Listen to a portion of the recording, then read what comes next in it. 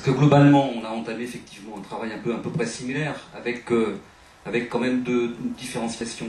La première, enfin deux différenciations. La première, c'est que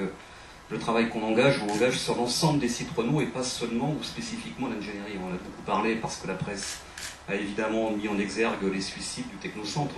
Hein, et bon, après on pourrait en débattre des raisons pour lesquelles la presse a beaucoup plus parlé des suicides de cadres ou de techniciens plutôt que des suicides d'ouvriers, sachant que si j'additionne malheureusement le nombre de suicides dans les différents établissements industriels,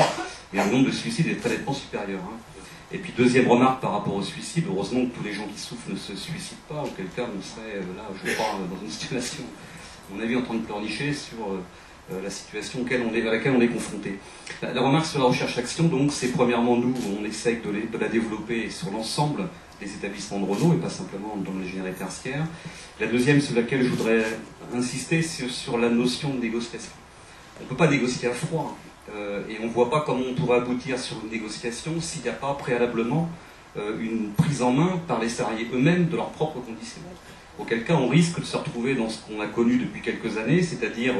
en fait, non pas un dialogue, mais seulement une réorganisation du travail qui s'est faite sans les salariés, seulement discutée dans les institutions, qu'elles soient d'ailleurs centrales ou qu'elles soient plus spécifiques aux différents établissements. Je m'explique. Nous, on considère, en tous les cas, la réorganisation du travail chez Renault, c'est pas faite seulement depuis le plan Carlos Ghosn, mais bien avant, et en particulier depuis la fin des années 80, avec, pour aller très vite, hein, dans un premier temps, la mise en place de petites unités de travail qu'on appelle UET, avec une vingtaine de salariés maximum, avec à l'époque, en tous les cas, leitmotiv de dire on va faire une organisation plus humaine. En fait, elle s'est traduite par une mise en concurrence exacerbée des salariés les uns contre les autres, hein, puisque chaque petite UET était devenue tantôt la cliente ou tantôt le fournisseur d'une autre. Et donc avec tout ce que ça comporte en termes de stress, alors je ne pense trop ce mot-là, mais de pression plus exactement, et puis avec la suppression des temps de repas, la suppression des temps de pause, et voir les temps de pause qui sont pris de manière décalée, qui au bout du compte eh bien, se traduisent par une incapacité pour les salariés, et particulièrement dans les établissements industriels, à pouvoir échanger tout simplement ensemble sur toutes les questions qui pouvaient les préoccuper lorsque moi je suis rentré en 82, c'est-à-dire bien de parler du travail, de la vie de tous les jours, du travail que l'on fait, quoi. Deuxième aspect, c'est un développement de l'individualisation des salaires, hein, qui date chez les techniciens et cadres de bien avant les années 80, et dès les années 93 pour les opérateurs, hein, ce qu'on appelle maintenant les opérateurs, c'est-à-dire les ouvriers tout simplement, qui sont payés en fonction, en tous les cas où la part aléatoire du salaire est de plus en plus importante, et qui sont rémunérés en fonction d'objectifs qui sont à la fois de plus en plus subjectifs, mais qui en même temps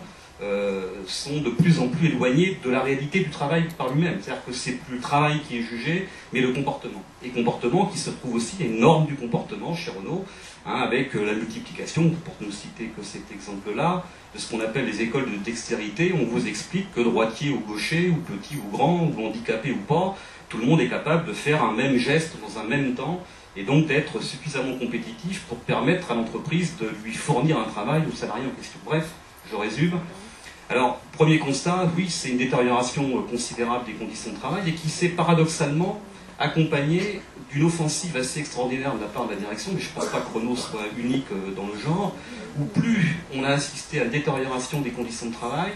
physiques d'ailleurs aussi, contrairement aux idées reçues, hein, mais aussi psychologiques, avec alors là un développement considérable de la presse en tous les cas interne, hein, propagande, visant au contraire à montrer une situation qui s'améliorait avec des statistiques, on en a parlé tout à l'heure, où on montre bien une diminution du nombre d'accidents de travail, une diminution des maladies professionnelles dans certains cas, ce qui ne concerne pas d'ailleurs les TMS. Bref, et donc une difficulté de plus en plus importante, ne serait-ce que d'abord pour les militants, pour mettre des mots derrière la réalité qu'on vit dans le travail de tous les jours. Et puis, dernier point qui est de taille, c'est à partir de ce constat-là aussi une focalisation de l'activité syndicale sur, entre guillemets, la désolation de ce à quoi on assiste, en oubliant sans doute l'essentiel, et c'est une des raisons majeures pour laquelle on a décidé de mettre en chantier la recherche-action, c'est-à-dire de focaliser l'action syndicale sur ce qui ne va pas, plutôt que d'essayer de voir avec les salariés eux-mêmes, encore une fois, je terminerai par là, parce qu'ils ont été dans leur globalité écartés hein, de la manière dont les choses se sont passées en termes de réorganisation du travail, de voir avec eux comment on va réaborder les questions mêmes du travail pour les prendre de manière offensive, et ensuite pour parvenir, eh bien, effectivement, à une négociation qui serait de nature à améliorer les choses.